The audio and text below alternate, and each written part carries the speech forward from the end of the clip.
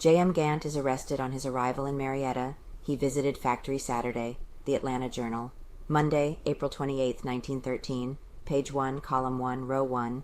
James Milton Gantt protests his innocence, declaring he knows nothing of the crime, says he went to factory Saturday to get pair of shoes left there.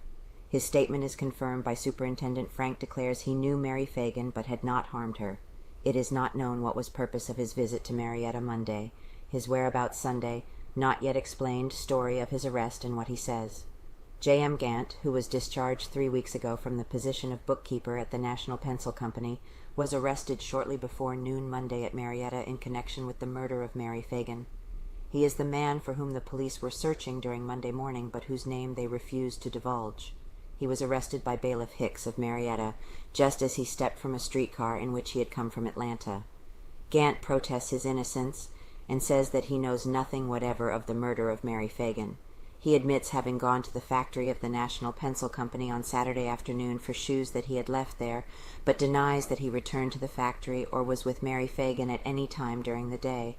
In a brief statement which he had made at Marietta, he said that he knew the murdered girl, but that they were not intimate friends.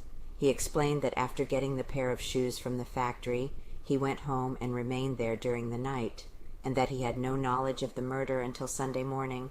It is not known what he did on Sunday, and his visit to Marietta is unexplained. He took the streetcar from Atlanta and was arrested as he arrived at Marietta by Bailiff Hicks, who had been notified that Gantt was wanted by the Atlanta police. Superintendent Frank, of the National Pencil Factory, corroborates Gantt's story about the visit Saturday afternoon to the factory.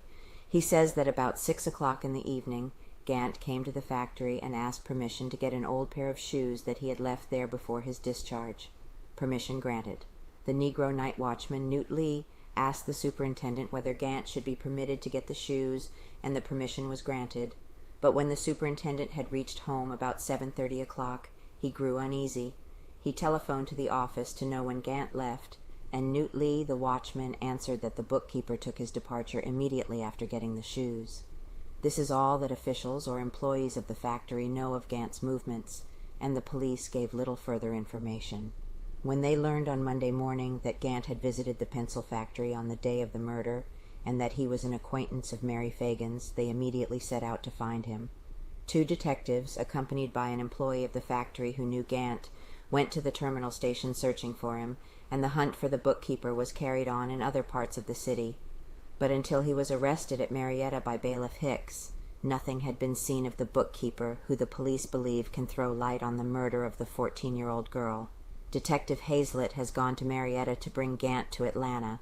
Following closely upon the arrest of J.M. Gantt, discharged bookkeeper of the National Pencil Company, in Marietta Monday morning, Deputy Sheriff Hazlett, armed with a warrant charging the man with the crime, took him in charge and placed him in the Marietta jail. The warrant was sworn out in Atlanta by Detective Osborne of the local police force. While Gantt is incarcerated, Hazlett is making further investigations, the nature of which he declines to divulge. He intimated, however, that still further developments might be expected. When he has completed his investigation, he will return to Atlanta with the prisoner.